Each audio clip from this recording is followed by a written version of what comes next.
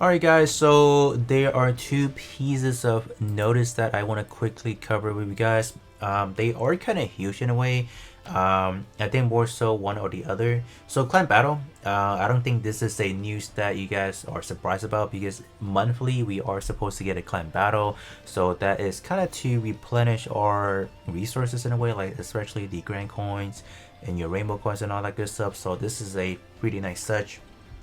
But I say this may or may not be a surprise to y'all because obviously you guys do know that we always know what is the enemy typing is, but especially for the clan battle, this is quite important because this is a kind of like a hint to kind of let us know, hey, the next limited unit is going to be red because green enemy is weak against your red. So that is our news right there. So that is why it kind of leads me to kind of let you guys know what is going to be my prediction, right? I don't even think it's a prediction. I think it's more like I think should be what it is. So Kshatriya. So I take a look at the red element listing, and then there isn't another one that I would think is gonna come anytime soon. These two obviously not V2A, and then the full arm unicorn definitely not. The high mobility Gundam definitely not either because that was a 2023 release for JP. I think it was like in February as well, so there's no way we're getting that. Penelope probably not because I just don't think so. I just don't think so. Alright, maybe we'll get that, but I think Kshatriya is definitely the one we are getting. So let's kind of take a look at the overall kit. Not really going to spend too much time on to talk about this right now. I do want to kind of use it first before I want to make any kind of assumption on this unit. First of all, this is a raid unit, so if we are taking a look at raid unit, the things we are definitely most concerned is like being a frontline unit and being a melee attacker. How well is the survivability portion of things? So if let's say you only got one copy of this unit, I don't really think it's gonna be all that good for you guys because there are a whole bunch of expansion that kind of makes this character or this unit a lot more better. So given the fact that this transcendent skill is kind of a must-have, either you are able to pull multiple copy where you can get the free transcendent skill due to the potential unleash, or you use your rainbow coin, so one or the other.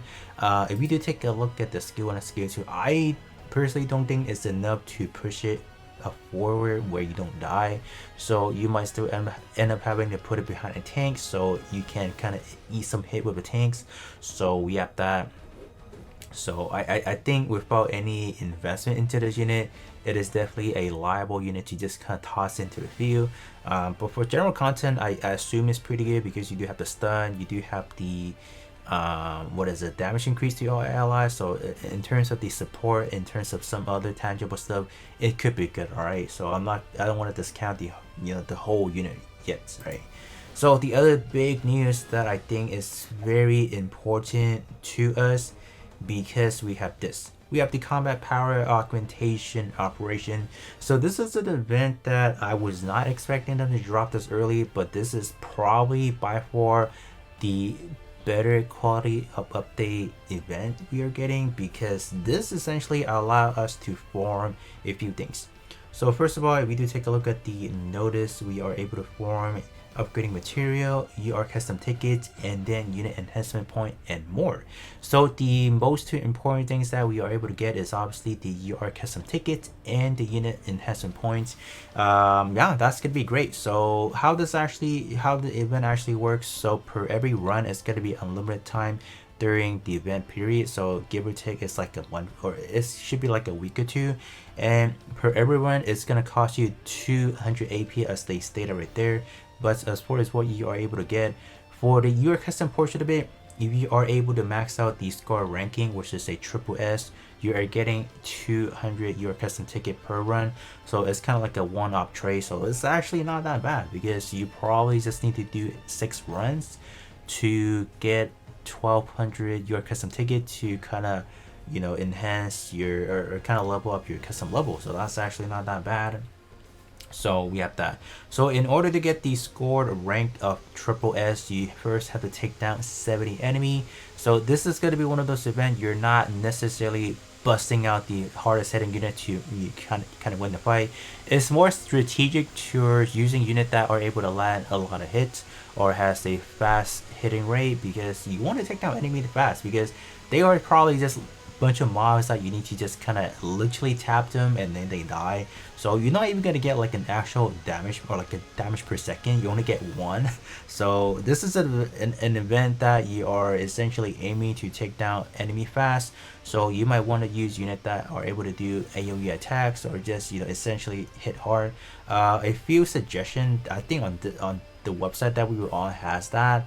I think like the GPO2 was good because first of all it does have the AoE attack, and then it has, I think the Vulcan, the 60mm Vulcan has a lot of hits in that, so I think that was a recommendation. We have the full armor unicorn because the the Galligan is a 10 hit 2 times, so you're getting a lot of value out of that. And then another noticeable one was I think Hamahama. I think Hamahama on the extra weapon or the weapon 3 is an attack all, so I think that should be very valuable as well. Some other one you might want to use could be Hakashiki with the AoE attack, but the problem with building up Hakashiki's EX skill, it takes a hot minute, so you may not even draw out its full potential in that stage. So once the event is out, I'll definitely take a look into it with you guys with the current setup that we currently have. So that should be a fun event, especially being able to form those stuff, especially unit enhancement points. Dude, I've been lacking on those.